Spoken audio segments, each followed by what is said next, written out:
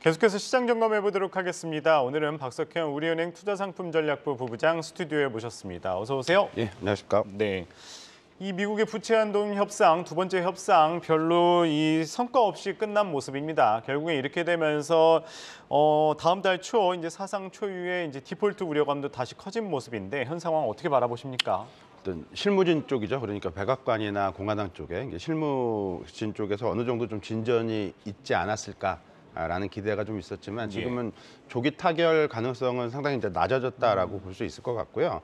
하지만 백악관이나 공화당 모두 타결을 지금 목표로 하고 있기 때문에 그 미국 재무부의 어떤 현금 유동성이 고갈될 수 있다라고 알려진 그 시점이 한 6월 초로 알려지고 있기 때문에 그때까지는 좀 타결이 되지 않을까라고 볼 수 있을 것 같고 디폴트가 뭐 현실화된다라고 상정하기는 좀 어렵지 않을까라고 보고 있습니다. 바이든 대통령이 지금 G7 그 회담에는 그 예정대로 이제 참석을 할 걸로 지금 알려지고 있는데 그 이후에 호주와 같은 한 2개국 순방 일정을 좀 취소하고 주말에 이제 그 백악관으로 이제 복귀를 한다고 하니까요. 아무래도 주말 이후에 다시 이제 회의가 좀 진행이 되지 않을까라고 볼 수 있을 것 같습니다. 미국 그 정부 부채 한도는 금액 기준으로 미국은 이거를 이제 제한을 하고 있는데 이 금액 기준으로 제한하는 나라가 거의 없습니다. 없고 미국이 좀 아주 독특한 구조를 갖고 있는데 이번 같은 경우는 정치적인 대립이 좀 심해지면서 상황이 조금 이렇게 난맥상을 보이고 있는 거는 좀 사실인 것 같고요. 하지만 결과적으로는 그러니까 임시 방편으로 좀 연장을 하든 아니면 그 완전 타결을 짓든 간에 어찌됐든 결과적으로는 한도 증액이 이루어질 가능성이 훨씬 높다라고 볼 수 있을 것 같고 다만 최종 결과가 나오기까지는 한 1-2주 정도 시간이 더 필요할 수가 있기 때문에 단기적인 불확실성 정도로 이해를 하는 게 좀 좋을 것 같습니다. 예, 뭐 관련된 이슈는 조금 더 지켜봐야 될 것 같습니다. 그런 가운데 이 전날이었죠. 미국 소비 지표 시장 예상치보다는 부진을 했지만 석 달 만에 플러스 전환을 했단 말이죠.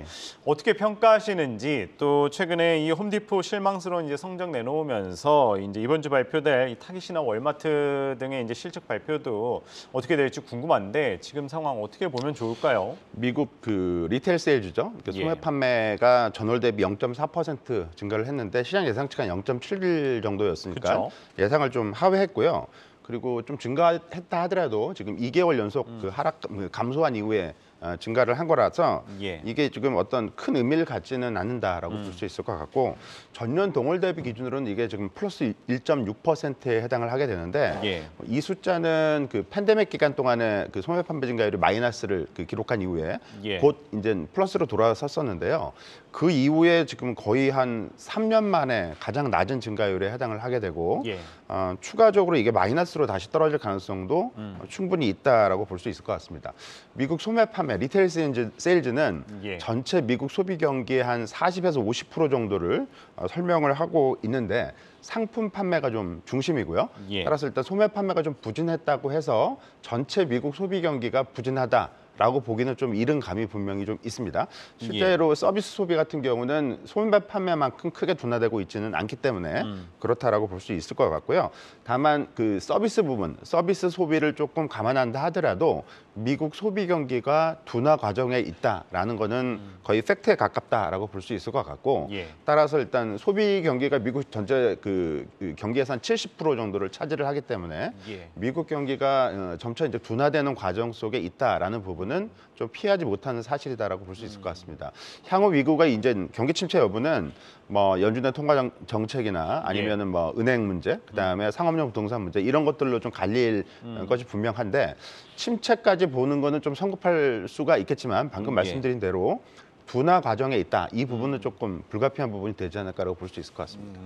네, 그런 가운데 또 연준 의원들 좀 내부에서 좀 분열이 일어나는 것 같아요. 또다시 또 최근에 한 의원이 이제 매파 발언이 나오면서 좀 내부에서도 이제 다음 달 금리를 동결할지 좀 고민 중이다 이런 뉴스가 나오고 있는데 연내 금리나 다시 또 물 건너갔다고 봐야 될까요? 연준 의원들이 좀 매파적인 발언을 하는 거는 좀 약간 관리 성격이 좀 강하지 않을까라고 보여집니다. 너무 예. 시장이 좀 낙관론 쪽으로 흐르는 것을 좀 제어하는 성격이 있지 않을까라고 볼 수 있을 것 같고요. 미국 물가 추이는 전체 물가는 둔화되는 과정이 확실한 것 같고요. 예. 그리고 이제 5월 달이 아직 지나지 않았지만 클리블랜드 연방준비은행에서 예상하는 5월 달 전체 물가는 4%대 초반까지 빠르게 낮아질 것으로 예상이 되고 있고, 예. 다만 이제 핵심 물가죠. 그러니까 그 식품하고 에너지를 제외한 핵심 부분은 5월 달에도 크게 둔화되지는 않을 걸로 예상을 하고 있습니다. 그래서 예. 연준 의원들 입장에서는 이 핵심 물가 측면에서 둔화되지 않고 있는 부분, 이 부분을 좀 조심스럽게 바라볼 필요, 충분히 어떤 그런 이유가 있다라고 볼 수 있을 것 같고요. 예. 다만 시장에서는 연준이 계속 경고를 하고 있음에도 불구하고 여전히 금리 인하에 대한 어떤 기대감은 살아있다라고 봐야 될 것 같고, 연방기금 금리 선물 거래를 좀 살펴보게 되면 9월 달, 빠르면 9월 달, 늦어도 11월이나 12월에는 금리 인하가 이루어질 수 있을 것으로 예상이 되고 있는 것 같고요. 실제 연준의 정책 결정, 그러니까 금리 인하로 이어지게 될지는 아직은 좀 그 성급히 예측하기는 좀 이른 시점이긴 하지만 예. 어쨌든 금리 인하 기대가 살아있다라는 부분은 주식시장의 측면에서는 그렇게 부정적이지 않은 긍정적인 어떤 영향력을 계속 행사하게 되지 않을까라고 예상을 하고 있습니다. 예. 뭐 그런 가운데 이제 좀 국내 증시도 살펴봐야 될 것 같아요. 뉴욕 증시가 이제 부채 한도 협상으로 인해서 좀 하락 마감을 한 반면에 오늘 우리 증시 같은 경우에는 이제 상승을 했죠. 최근에 보면은 이제 외국인도 다시 상승 순매수 전환을 한 상황인데 지금 상황에서는 조금 시장 전략 뭐 어떻게 세우면은 좀 괜찮을까요? 그 외국인 동향 측면에서 수급적인 요인은 상당히 긍정적입니다. 예. 그러니까 그 코스닥 시장 같은 경우는 외국인들이 지금 매도를 계속하고 있지만 코스피 시장, 그러니까 거래소 시장은 1월부터 지금 5월까지 5개월 연속 지금 순매수를 기록을 하고 있고요. 예. 4월 달에 그 거래소 시장에서 2조 원 순매수를 기록했다가 지금 5월 달에도 오늘까지로 하게 되면 한 거의 9천억 정도 순매수를 기록을 하고 있기 때문에 네.